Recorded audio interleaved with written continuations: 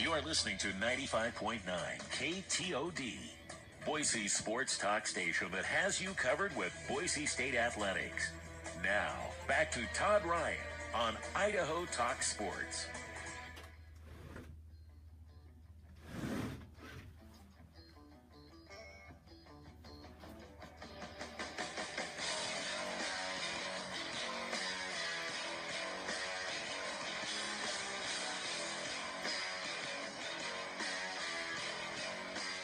I'm joined by Bob Beeler, the voice of Boise State men's basketball and football, who is in his 10th season. Thanks for joining the program today. Thanks so much for having me, Todd. Appreciate it. You've been a broadcaster for 31 years with 2 stops at Bucknell and UMass before coming to Boise State. Why did you become a sports broadcaster? Well, Todd, actually, it started well before the 31 years that I've been professional. It started when I was in high school. And it started because I loved sports. I loved watching games on TV, listening to the games on the radio, and also wasn't a very talented athlete. So I knew that if I wanted to be involved in sports at Lincoln High School, I probably was going to need to find another way to get involved with the team. And fortunately for me, our high school had a television station, and I started calling games as a freshman in high school on the campus station. We did games tape delayed, and then they would air like the next night for people to watch it. And then my junior year in high school, our high school basketball team won the area championship and went to the Northern California Championships down at the Oakland Coliseum Arena where the Warriors play. And a local radio station hired me to go down and do the games. And I guess they can say the rest of my career is history after that. Wow, that is a great opportunity to have in high school. Did you have a particular person that influenced you in wanting to become a broadcaster, or was it just because you didn't have the skills to be an athlete? You find different ways to get involved. Some people get involved as a team manager. Some people get involved maybe as a behind-the-scenes guy, PR guy. I decided that, I enjoyed watching games on TV, enjoyed listening on the radio, and thought, you know what, maybe this is something I could do.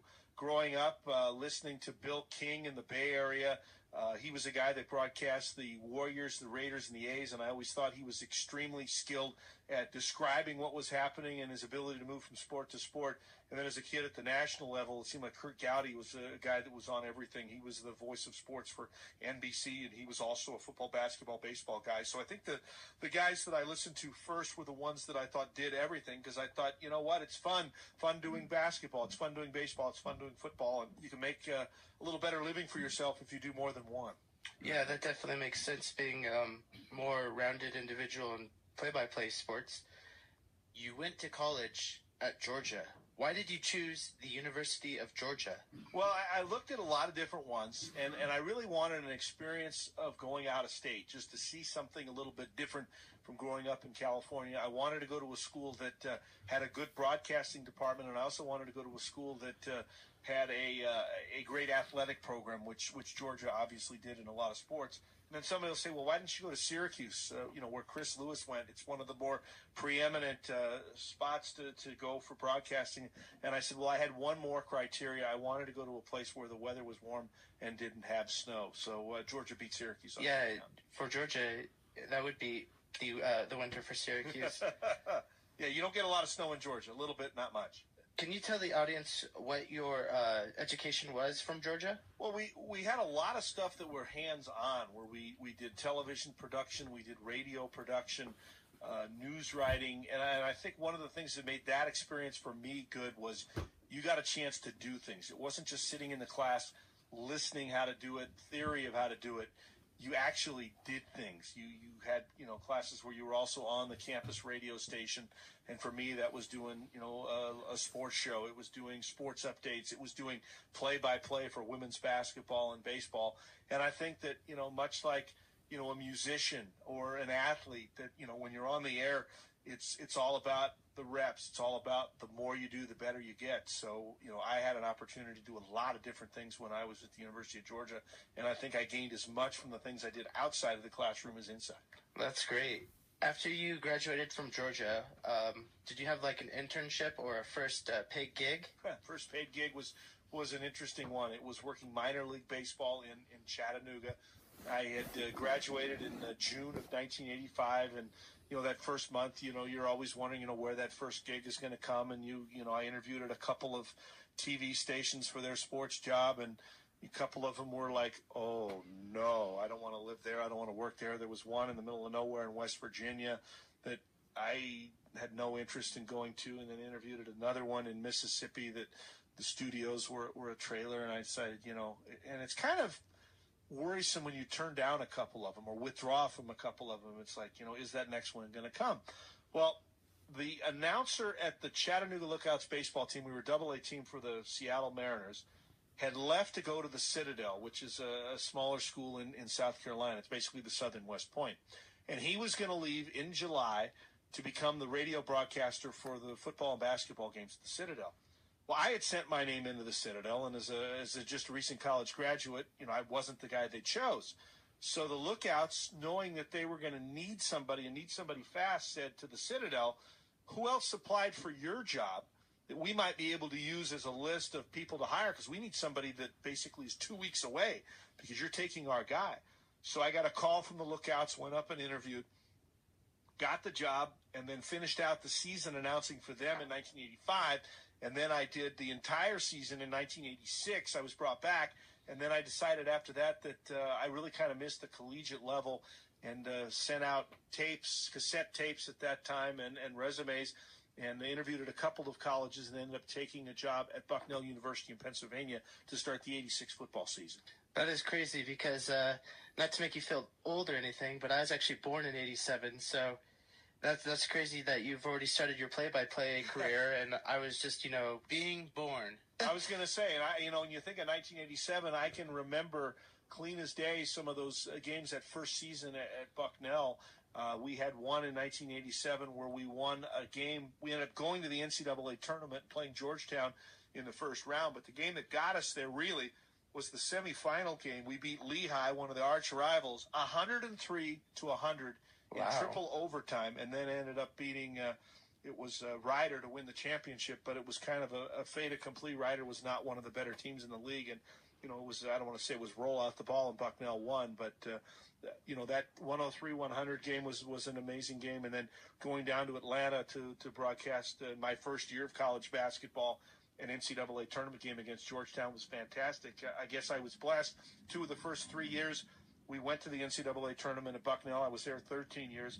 4 other times after that we got to the finals. They never won.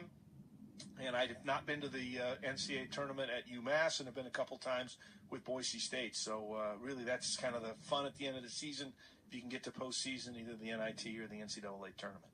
You're listening to Idaho Talk Sports with your host, Todd Ryan, on 95.9 KTOD.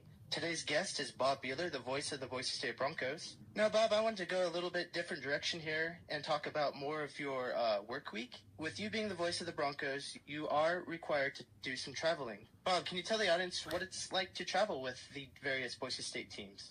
Well, there's quite a bit of difference between the two teams that I travel with most, Boise State football and Boise State basketball. And the biggest reason there's a difference is the number of people who go. When you go with football, you're looking at a travel party of probably well more than 100. They have a huge charter plane. You've got all the coaches, all the players, all the staff members, everybody that makes up a football game. But when you go with basketball, you're probably looking at a travel party that's less than 25. So you get on the bus with them, or you sometimes fly on a charter flight, sometimes you fly commercial. But it's a lot more relaxed to travel with the basketball team than it is the football team. And it's not that basketball is a more relaxing sport. It's just that when you travel with fewer people, things don't have to be as on point schedule-wise as when you travel with over 100 people. Everything's spelled out to the letter as far as what time they're doing something. It's much harder to change. And, and it's a difference in sports. I mean, football, it's like traveling with an army when you go with football. Basketball, it's like traveling with with a tour group. So I think that's the biggest difference. In my career, I've also traveled with, men's teams and women's teams, and there are differences in that. Somebody said, well, what's the biggest difference when you travel with a men's team and a women's team? And I always chuckle and said, when I was at Bucknell, I traveled with both basketball teams, up with the women's team, back with the men's team. I said the biggest difference was the movies you watched on the bus. You have 20 women choosing the movie or 20 men choosing the movie. You're going to get a different movie on each of the trips. Yeah, absolutely. So now that you've gotten to your final destination, where does Bob Beeler eat? Are you the type that wants to go get a quick meal and go back to your room and do prep for the next game? Or are you the type that wants to go sit down and have a nice dinner with coworkers or athletes on the team? Usually you don't get a chance to eat with the team that often. Usually they eat in their own. But I think a lot depends on how much time you have. I do like to prepare the night before, but if there's a good place to go on the road, it's fun to go. And I think that's one of the things that makes traveling a lot of fun is you get a chance to see a lot of different places. When I go on the road, I don't want to travel to a chain. If I can, I'd rather go to a place that's indigenous to Colorado Springs or to Laramie. Different other places that sometimes you go to a place and it's like, something that's a staple. Favorite place I think I've ever been on the road to a game that we hit every time we went to the city was when I was at UMass. We went to the Montgomery Inn, or they also call it the Boathouse. It was in Cincinnati. It was on the river, and it was the best ribs and barbecue that I've ever had. And that was a place that whenever you played Xavier, it was a place that you always made sure that you went to. And one of the years we played Xavier, it was on Valentine's Day, and myself and the two other guys that were there traveling, the PR guy and our beat writer, we decided that we wanted to go after the game, because the game was a Saturday afternoon game, to the Montgomery Inn for the ribs. Well, we had forgotten it was Valentine's Day. None of us were dating anybody or whatever. So we get down there, and they tell us it's going to be a 3-hour wait. Wow. So they said, well, if you wanted to order takeout, they could have the takeout ready in about 10 minutes. So what we did was we called the taxi back, and we decided to take them up on their takeout. But, again, knowing the good places to eat on the road, always key, because there is one thing that you do have time for, and that's to eat a good meal. For the audience that doesn't know what a play-by-play is, you're responsible for calling the game as it's happening. You have to be familiar with the athletes' names. You know their stats. You know the rules of the game. And an estimate, how much time do you put in a week to prepare for a football game? Say Boise State versus University of Washington, the first home game of the season. How much time do you put into that prep for that game? Well, I think you put in, if it's the first game of the season, you're probably preparing 2 weeks for that one because you have time. I make charts that I keep in front of me, charts that help me identify the names and numbers. If you forget, you can kind of make a quick look down, because I have the players like on stickers aligned in the lineup. I have the linemen in a certain spot. I've got the receivers in a certain spot, guys on defense in a certain spot.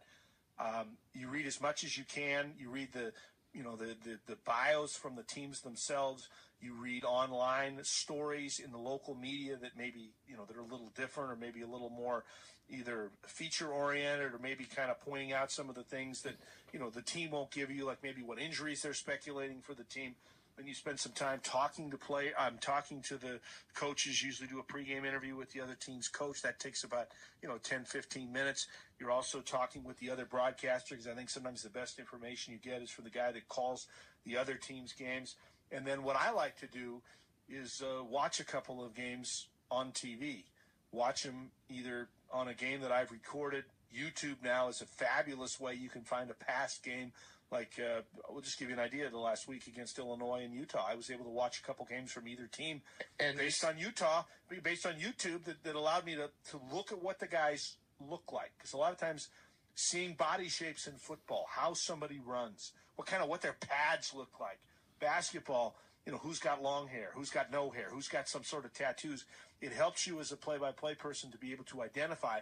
And then you can also look and see different things like scheme, like in basketball, what kind of defenses they run, where they try to get certain players the shots. But seeing them play, to me, is is the best way in which I can learn about the said team that Boise State's going to be playing. What's the difference between interacting with a coach and a college kid?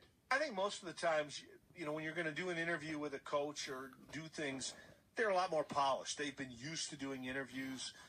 They're going to carry the show. Like if you're going to do a 10-minute segment, a coach is used to doing that. Certainly a head coach is used to doing that. Right. Where sometimes with players, you have to work with them as much on them being good as far as an interview as you work on yourself. You kind of have to coach them a little bit. You have to kind of explain what you're looking for from them before you start. And, some guys are obviously better than others, just like some coaches are better than others. Right. And the one thing that I've learned is throughout the course of the season and the course of the career, a player is going to get better. usually as a freshman, when they haven't had a whole lot of experience getting interviewed, they're going to give you a lot shorter answers. Their answers probably aren't going to be as thoughtful. They probably, they basically just don't know the drill. But then by the time you get somebody as a senior that's done it, they've had a little training, they've had a little coaching, and they also have a little bit of experience to fall back on, things about their game that, they can refer to. They can talk about, different experiences that they've had as a player. Everybody that I've ever worked with and seen that you've interviewed on an interview after a game or a pregame interview gets better. And I think that you just have to work a little harder when you're interviewing a player than you do as a coach. Alrighty. My last question for you, Bob, it's a two-part question. The first part is, since you've had 31 years as a play-by-play announcer experience, have you traveled to every state? And the second part of that question is, what is your favorite arena to call a game?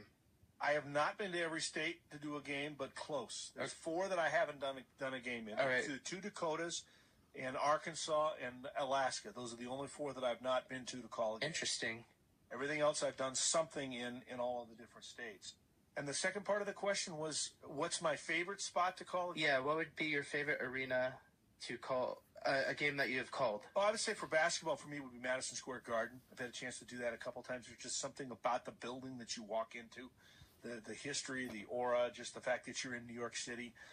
My last season at UMass, I was able to call the NIT finals there, the semifinals and finals, and it's just something about being in New York, being there. There's a buzz, a feel of it. I think that for football, a couple of the preseason games, the game I'm thinking of at FedEx Field against Virginia Tech, you had 2 heavyweight teams in Boise State and Virginia Tech, a game that went back and forth in front of a huge house at FedEx Field, the home of the Redskins.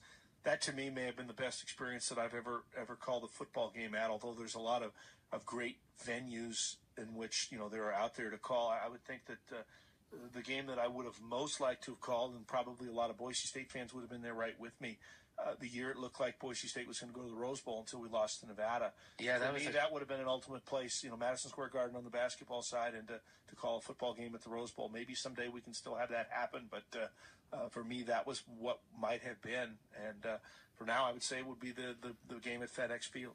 Awesome. Well, today I've been joined by Bob Beeler, the voice of the Boise State Broncos for the last 10 seasons. Thanks for your time today. I really appreciate it. Appreciate it there, Todd. Always enjoy visiting with you, and give me a call anytime.